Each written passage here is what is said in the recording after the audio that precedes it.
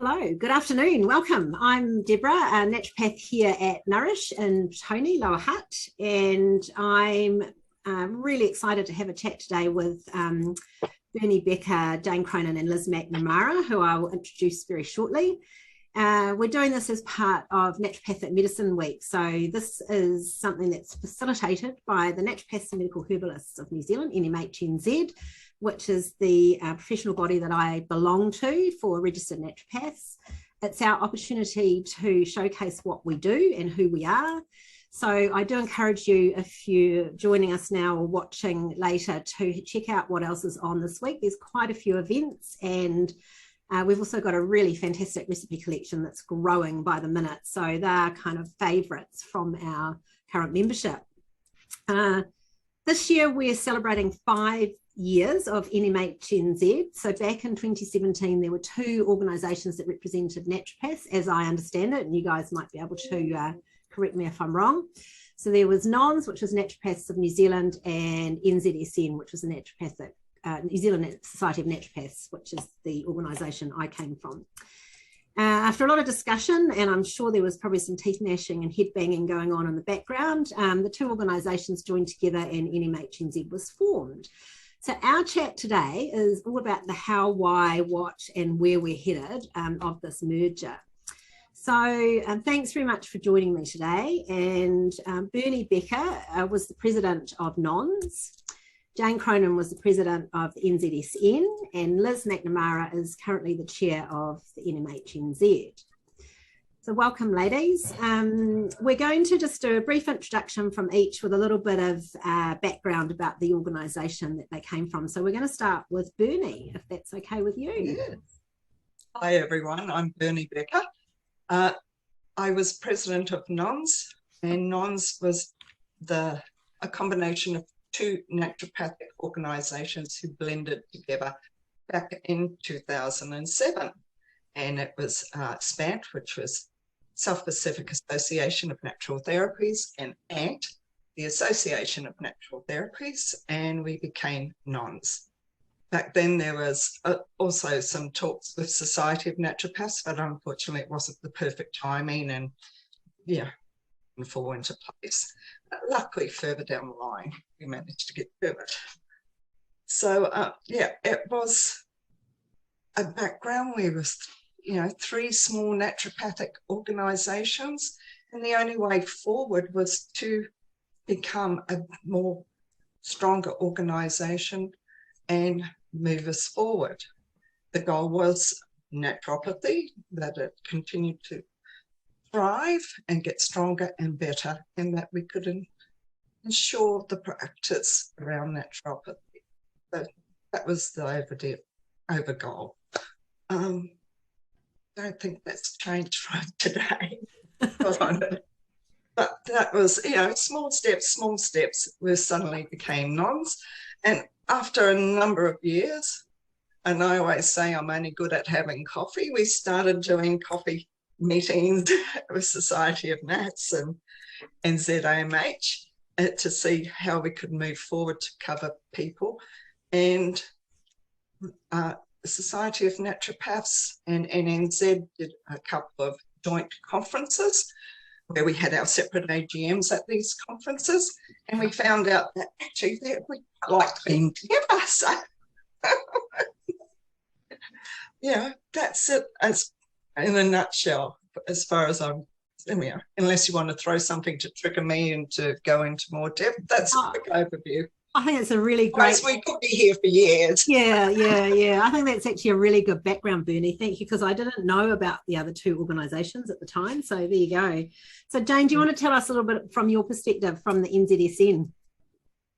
Well, I guess sort of when I was casting my mind back, when Bernie was talking, actually, I remember graduating, it was 13 odd years ago, something like that.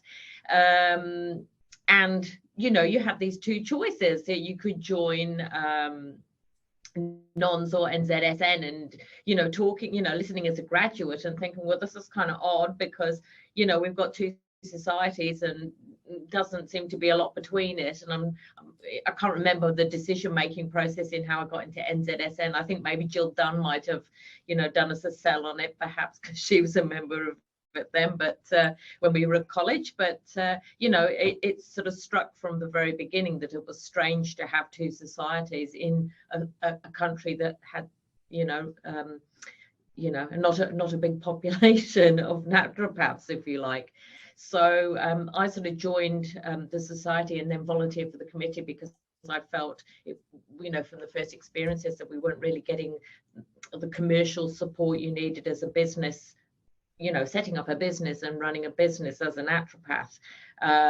Although it was good from a supporting point of view, from a, having people you could ask questions technically, from a commercial point of view, maybe wasn't helping so much. So jumped on there because, I think if you're going to complain about stuff, you better be prepared to do something about it. And it applies for the same committee now, that if anyone wants to push things in a direction or have a say, you've got to join the committee and be part of it, to make things happen. So I guess, basically we were looking a few years where people were talking with the societies, and fortunately when we got together, Bernie and I, we started looking at the constitution, and it really came down to, we're really fundamentally doing the same things. You just had to kind of go through all the details of our different constitutions, hammering out the wording, and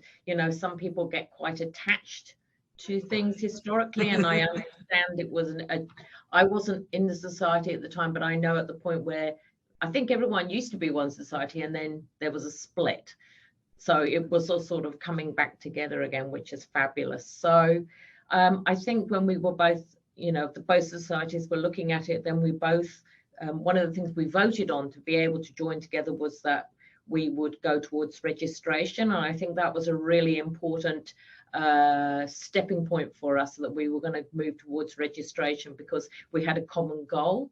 And in order to do that, we needed to have bigger numbers. So I think NZSN had about maybe like 130. I don't know if Liz will remember, but I think we were somewhere around that number. And I think NONZ had similar. So obviously together, we are a much stronger organisation, and also trying to get committee members, always a challenge because it takes a lot of time, and awesome for you guys still doing that.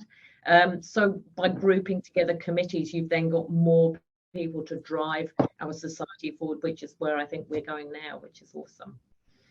Yeah, I think the committee thing is really interesting because from my memory, it was always very based in Auckland as well. So, and back in the early 2000s and mid 2000s, we just didn't have this technology around to be able to enable us to actually communicate. So now our board is made up from people all over the country, and it's been really good for me personally to get on board with that. And I think that's changed a lot of what we do as well.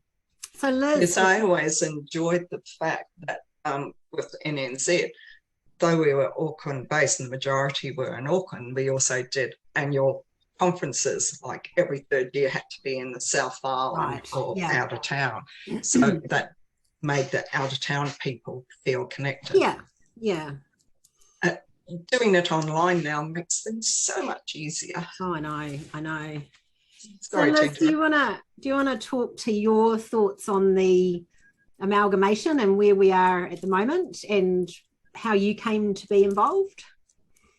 Oh, sure. I mean, the amalgamation, I think, is such a positive thing, and I don't think it can be underestimated, because where we are right now as an association is really, really strong, and that wouldn't have happened if the two hadn't come together. So well done to everybody involved in that, because we're in such a strong position right now. So I was on the committee for the Society of Naturopaths. I was kind of the education convener, and when Jane wanted to step down, she kind of told me I had to because there was no one else. I'd like to think I positively coerced you.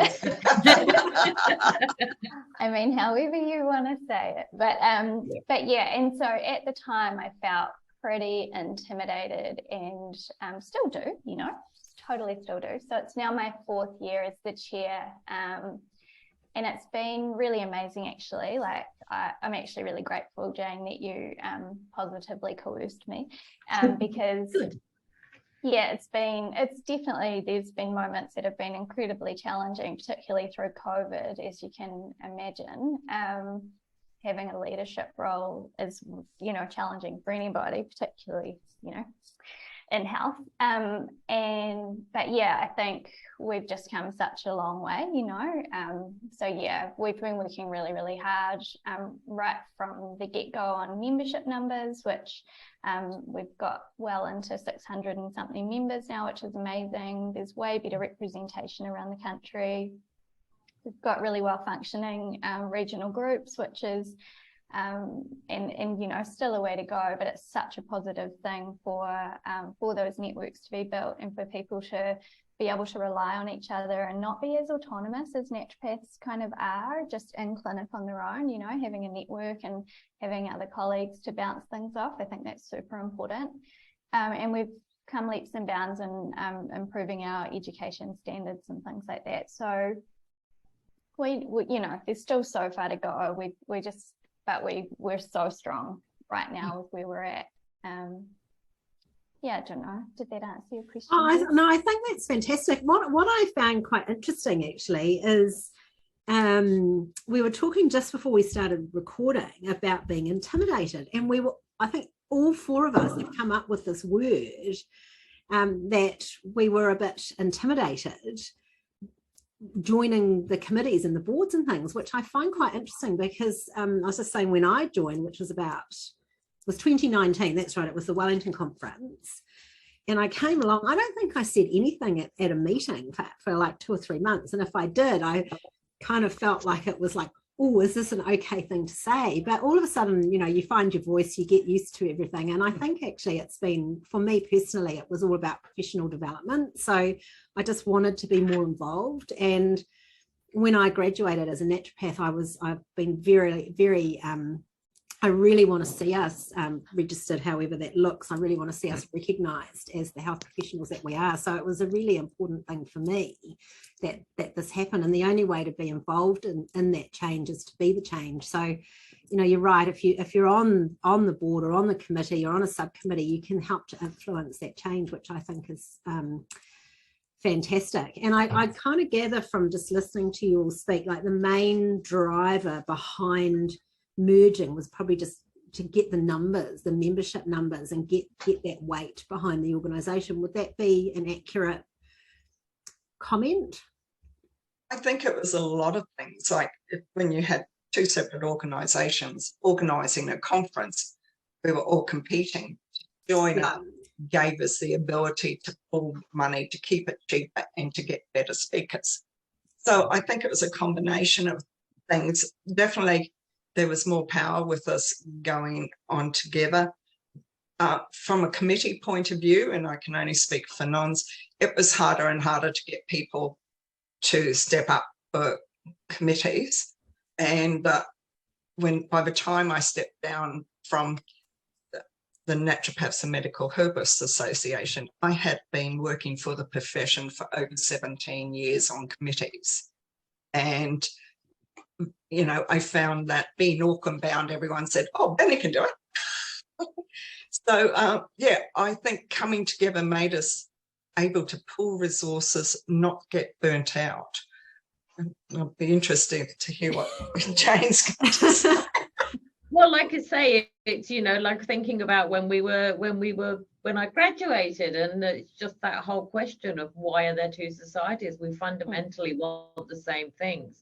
And it's just, you know, a little bit of political history and kind of getting past that. And, you know, as soon as we started having the conversations, it's obvious that we're doing the same thing, and it's only a small country. And, you know, when we've got to be representing ourselves as a profession and to try and look professional and to grow ourselves into a more professional and registered organisation against, alongside other practitioners, then we do need our numbers and we do need, that cohesion. And it's, if we can't even get one society for ourselves, then how are we going to do that going forward? So, it's sort of, very positive from that point of view that, we can move together as a bigger organisation and achieve more goals. And as you say, you can never have enough volunteers because there's always plenty to do. So,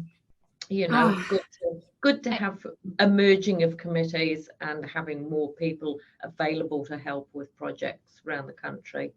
Yeah, I think it's a key driver is to get more people involved, especially with some of the projects that are going on at the moment. So Liz might be able to kind of talk a little bit more about what we've achieved and where we're going with the organisation at the moment. Is that something that you've got some comments to make, Liz? Sure. I mean, I used to just say, and Deb, you'll know this, just come along and just listen for about a year. And after that, you'll have kind of absorbed enough information that you'll feel comfortable like saying yes to doing some tasks. And that's kind of ridiculous. But thank goodness we've had enough people just do that, including Deb and myself.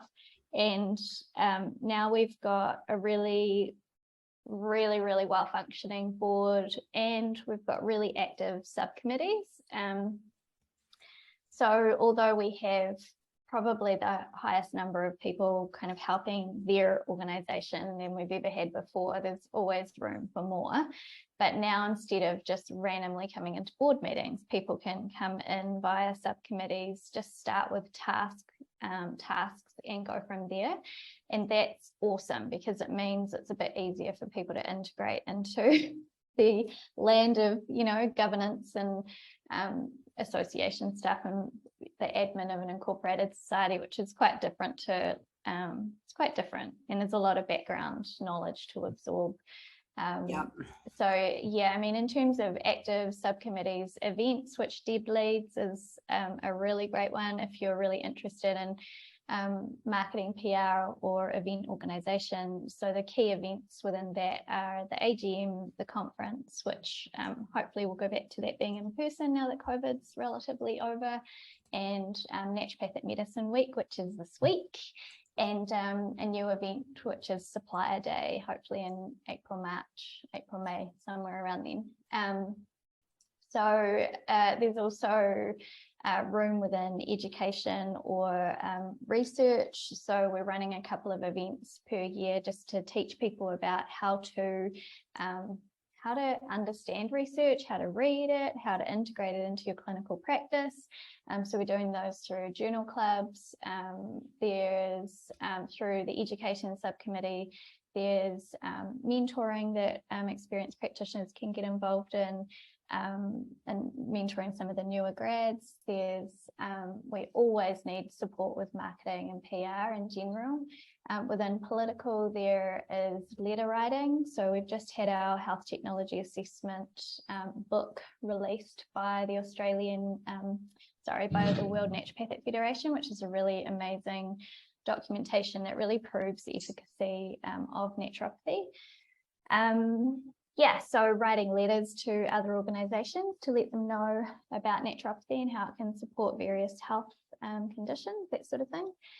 So I mean, there's just, as well as like general admin and treasury and, there's all sorts of ways. You may also just want to be a leader within your own region and start a regional group.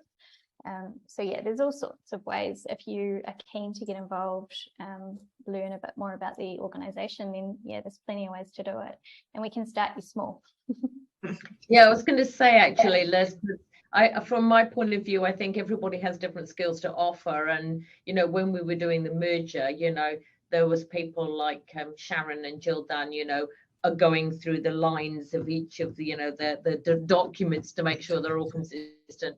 And that's something, that it's not necessarily in my skill set. So you can someone can give you a little piece of a job and, you know, you kind of can do the stuff that you do well. It's not everyone's doing the same stuff, you know, and you can always take a little piece of something under someone's direction and Totally. and kind of go with it. You know, you will be supported with those kinds of things too. Yeah, for sure. Yeah, and there's just, it's such a great opportunity for your CV as well to be on a board and, you know, have an active role in subcommittees and things like that. So it's actually up to every single one of us who is a member to give back to our profession, in my opinion. So yeah, this is one way that you can do that. Yeah, I think that's really, I mean, it's really valuable information, because I remember with NZSN, I did actually kind of volunteer to do some jobs at one point, but it was difficult not being in Auckland and just having to do it remotely. And it was kind of a little bit, for me at the time, really quite intimidating, because this was, you know, my new career. I'd come from a tourism and hospitality background, and I didn't really know anything about the naturopathic industry as a profession, but I did want to get more involved. And so, you know, rolling forward to conference, which was great to go to, and joining the board, I think, you know, just doing some simple tasks that are within your scope is the way to do it. And for me, it always comes back to that professional development. What do I need to do to kind of get my brain working at a professional level outside of my clinic? Because, you know, like Liz said, I work on my own. I have a home-based practicum, and, you know, I don't have colleagues around me. So the challenge is then to take myself out of that comfort zone and get involved. So even doing these, like, it's just really exciting to have you all here in one place, just talking about where we've come. So Bernie, have you got any comments to make on how you think the organisation is running now? Like, that might put you on the spot. I don't mean to put you on the spot, but just, you know, your thoughts, because you've been involved with sponsoring at conference as well. So yeah, I think it's amazing what the organisation has now achieved and is achieving. You know, to me, I was there for 17 years, but the burnout ratio was, I think it's only because I was a Tory and I'm very stubborn, I managed to slide that up. But I think it's wonderful. I think the opportunities for young naturopaths now are so amazing. You know, I'm still at diploma level. It's on my wish list. But when I get work under control, I go back and do more papers and become a degree. I'm not sure it'll be in naturopathy. I'm thinking about art history or philosophy or something creative to stretch my brain. At 63, I need to do a few things to stretch my brain. But it is, you know, the opportunities for the young practitioners is so amazing now. You've got access to integrated clinics. You are more accepted than we used to be then. We still do really hard, you know, cases, and they're usually we're still considered often the last resort rather than the first resort. But that has been going through. And it is, you know, but the opportunities, I think the growth, the fact that we now can go have access to masters and PhDs, where when I graduated in 2001, really it was naturopathic medicine in the US was one option. And as I was sharing with students a couple of weeks ago, I didn't have the spare 100,000 to go into the US and study. So I gave up on that idea. Well, now you can do it through New Zealand and Australia and get roles. So I think it's a whole different world, and I'm looking forward for the next generation to watch their growth. And Jane, any comments on the organisation at the moment? Because you've been involved since then as well as a member. Yes, I've been involved on the committee for many years, and I think it's fantastic that the sort of where we've come from and where we're going to now. You know, we still got a ways to go, but you know, that's always going to be the case if we keep pushing forwards. And you know, I think there's definitely a lot more support for new naturopaths now.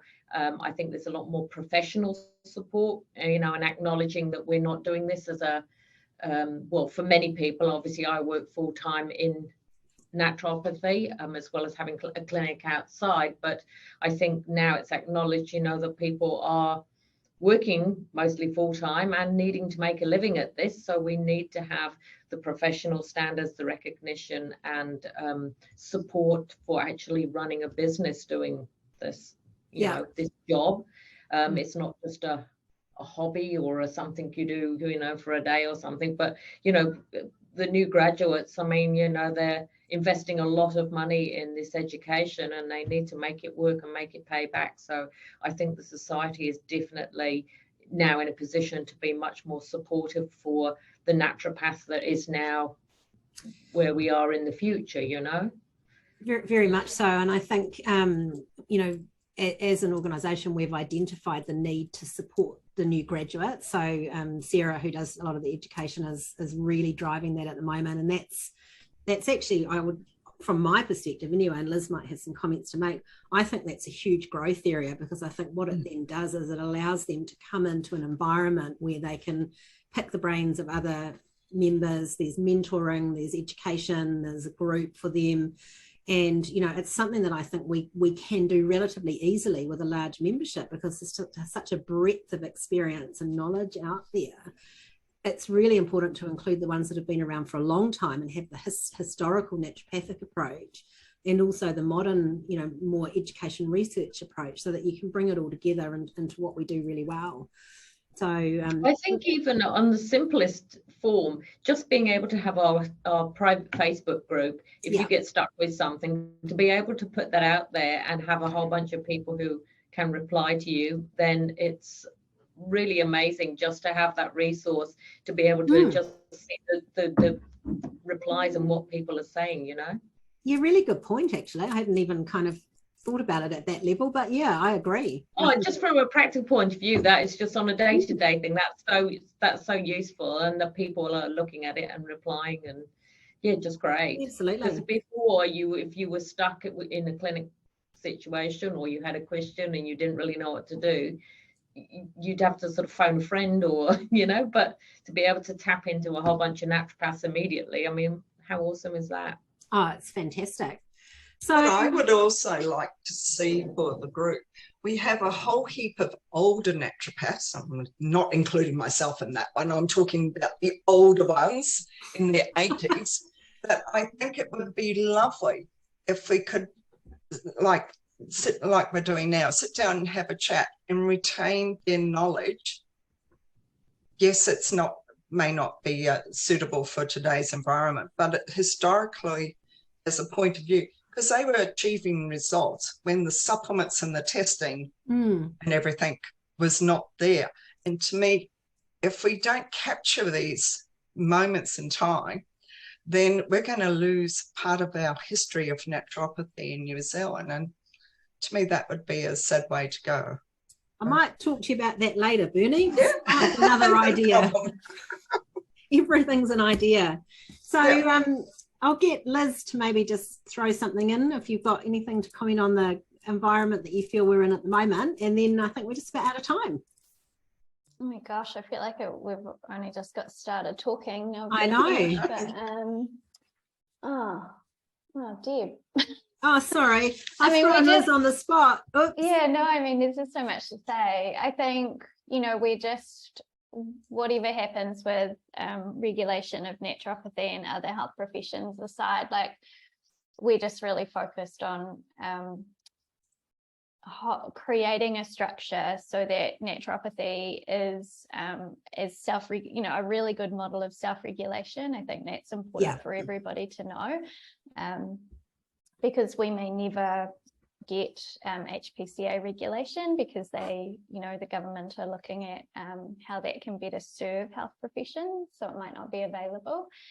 So yeah, in the meantime, we just work towards having a really good structure in place so that naturopathic medicine in New Zealand is to that high standard, is a good self-regulatory model, that members are held accountable, that there's a good ethical practice really set up and in place for them. So yeah, I'll just leave it with that. I think that's fantastic. So we've got a couple of people online with us. Did you have any questions to ask at all? You are allowed to speak if you want to. I did have a question. Can you Sure. hear me okay? Yep. Yeah. The regional meetings that are held, Yes. I think I missed out seeing that there was going to be one held in Wellington recently, and I think that that took place in Cuba Street. Yes. And I believe it would have been advertised on the Facebook group, but I didn't see it. I missed it. I wondered, are they also included in an email out to student members like myself? I'm not sure, Cherry, but there is we have a calendar of events set up on Timely, so I'll make sure that that link is permanently in the newsletter and also posted in the Facebook group, because that has all the upcoming events like regional networking groups, all the dates and times and things like that, and how you go about joining. So I'll make sure that information is conveyed out. Thank you.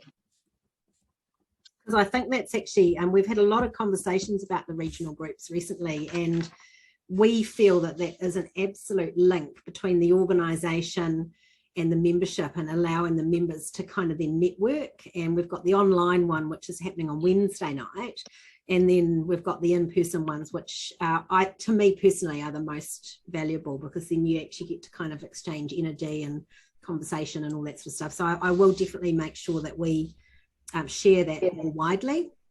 And on that note, I just want to say thank you so much for giving up some of your time today, Bernie, Jane and Liz. I really, really appreciate it. I've already learned stuff that I didn't know about the background of our organisation. And I have to say I'm very proud to be on the board and part of, involved in having met the other members, mostly online. I'm really looking forward to conference next year in Auckland, where we hopefully will get to meet in person, like in real life, actual physical people. Sometimes a bit of a shock, but anyway. So just a reminder to everyone that's watching that check out the rest of what's happening on Naturopathic Medicine Week. We are looking at what we do with this week next year. So I'm just revamping how this is going to play out for the future. But I think it's a really good opportunity for our members to get involved in delivering events, and it's a forum that we can then promote around naturopathy and what we are actually doing in our community. So if anyone's got any comments to make later on, you can just email deborah@nourish.co.nz. Yeah, we're more than happy to open up channels of conversation. So Bernie, thank you very much. Jane, thank you very much. And to Liz, of course, thank you very much for giving up your time. I'll just get you guys just to hold on for a moment. I'm going to stop the recording. Thanks, Deb.